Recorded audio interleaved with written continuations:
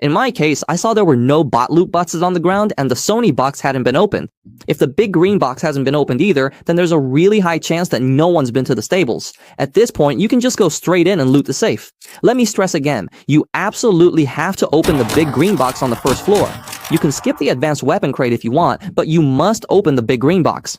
I've looted the advanced weapon crate in the main guest room almost 200 times, and the drop rate isn't as good as the big green box. Plus, if you loot the big green box on the first floor first, after you're done with the safe, you can just jump out the window on the second floor, which saves you a bit of time. Since there haven't been any gunshots, it's very likely that everyone else is fighting somewhere else, so we can relax. Just grab whatever you need, but make sure to pay attention for some guns. If you remove the magazine, you can save a lot of time, like with the MP5. Also, after you click on it, check the bottom right corner to see if there's a folding stock. If it can be folded, you can save even more time. Personally, I think the grenade box outside the door is actually more important than the advanced weapon crate. If you're lucky, you can get 4 or 5 MK2 grenades from it, and it's pretty rare to get nothing at all. After you've collected everything, then go loot the stable warehouse. If your backpack doesn't have enough space, take a look at the consumables you're carrying. For example, right now, I want this detector, but I need 2 slots for it, so I can just drink the bottled water I have. Here's a little trick for drinking bottled water. You don't have to wait for the progress bar to finish. Just let your character take 3 or 4 sips. Once the progress bar is about halfway and your character is about to put the bottle away, you can hit cancel. At that point, you've actually finished drinking and the rest of the animation is just extra. Canceling it can save you several seconds. After you're done, just follow the edge of the map, but make sure to watch out for this rock up ahead. You have to go past here by the pillar, but don't just rush through all at once. You need to move a bit carefully because there are often campers hiding by this rock. Be extra cautious. On the right side of the rock, there's a red toolbox. Make sure to search it. Another tip, when you're passing through a spot, you can wait in a safe place until your stamina has mostly recovered, then sprint across instead of walking slowly. As before, after using up your consumables, you'll free up more space. Now we hear gunshots coming from the direction of the beacon tower. This means it's finally time to start hunting since our prey has revealed itself. The hunt officially begins this round. First, let's go take the high ground. Even though we missed the gunshots here, it's clear that they were just passing through, so missing the gunshots won't make them double back to check on us. We're heading to the high ground mainly to confirm if they're staying put to loot the airdrop crate. Be sure to watch out for the small hill up ahead because there are often campers hiding there. Once you enter hunting mode, make sure to use painkillers in advance. For this airdrop, you'll want to use the rock in front as cover, but my prone position here isn't quite right. I should be a bit more to the left. If you still have space in your inventory and the item is worth over 1,000 and isn't too heavy, you can pick it up for now and swap it out later if you find something more valuable. At this point, you might be wondering, since they've all... But then, shouldn't you just chase after them right away? The reason is that we don't have enough information right now. We only heard gunshots coming from the direction of the beacon, but we have no way of knowing which way they actually went. If they went in the opposite direction from us, chasing would be pointless. Then, when we hear gunshots again, this time at Nanmai, we can be sure that their extraction point is in the same direction as ours. But there's a downside to this approach. If they keep running and don't stop to fight bots, by the time we hear gunshots again, we might not be able to catch up. Still, this method is more reliable. If we don't catch up, at least we can still get some loot from the bots. If you're really torn about it, you can bring a stamina shot or a few bottles of sulfuric acid, so you'll be able to catch up. Also, when it comes to gunshots, you need to listen carefully. If the shots are fired in quick, continuous bursts without stopping, that's a real player.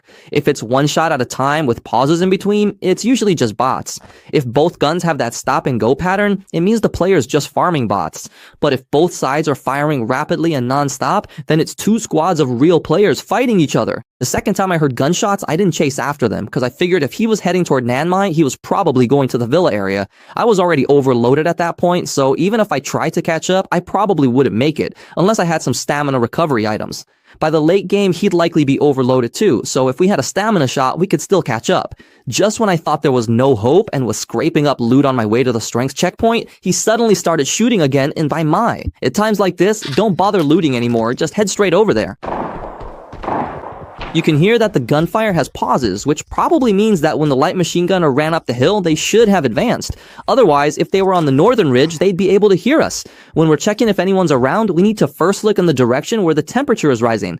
At first, I thought they were fighting by the roadside, but I didn't expect them to run inside. This player was carrying 5 sets of cash. Now you know why I always tell you to bring a grenade, right? Sneak up quietly, toss a grenade at a squad of 6, even they have to go down. At the same time, since we don't know if anyone else missed the gunshots, let's go check the ammo box in the back first and stall for a bit. Actually, my videos are all connected. For example, in the last video, I proved that even if you go in with just basic gear, you can still get the same results. But a lot of people in the comments kept saying how you should play as a sniper. But that's not what I was doing, guys. I was just showing that you can achieve the same result with different gear. You have to understand that the strategy is universal. It's just that your actions can change depending on your equipment and the situation in the match. This approach is flexible and adaptable with ways to handle different situations. For example, in the video before last, I used a drum bag and a weapon I wasn't familiar with. I couldn't control the recoil at all, so I used gunfire as bait, luring them step by step into terrain that favored me, and then wiped them out in one go, easily taking on two at once. In this round, the first kill was a matter of decision making, and the second was just luck. But with this playstyle, I basically get at least one kill every match, and most of the time it's 2 to 5 kills. For a rookie at ace rank to get these results in their own bracket is already pretty impressive. You need hundreds or even thousands of matches to practice your mechanics, but you can fully grasp this approach after just a few dozen games. If you say you can't find anyone, or what if the fights are already over, it's simple, just loot along the way. You won't lose your entry fee. If they've already finished fighting and left, you can pick up the stuff they didn't want, and you'll make your entry fee back, maybe even profit. Here, I saw bots spawning inside, so I figured there probably weren't any other players left, and I just went straight into loot. Normally, you'd need to be cautious, but honestly, I'm not afraid of losing, so don't copy me. I'm way too confident. Also, you can practice looting in training mode, and that I was new and bad at looting, so don't follow my example. Check attachments to see if a gun is valuable. Take the expensive ones off since the gun itself matters less. Here, I dropped a military radio for an M4. Swapping a 20k radio for a 9k M4 was definitely a loss. Just be mindful of that. So don't copy what I did. Just study the looting strategies yourself. If something is useful, learn from it. If it's a mistake, take it as a warning. Learn from my lessons and don't make the same mistakes I did. Also, my tutorials are naturally getting better and better since my footage goes from way back to now, and I definitely play better now than I did before. So if you're following me now, you're basically growing along with me. Plus, a lot of you have been giving me tips in the comments on how to improve my playstyle, and I really appreciate it. If it's helpful, I'll gladly learn. If I'm wrong, I'll admit it and fix it. But I still hope everyone doesn't misunderstand. I'm not talking about sports cars, sprinting, or looting. It's just teaching you to get good fast and pick up tactics. Even solo, you won't go broke because of the minimum guarantee. My tutorials suit those with some farm experience.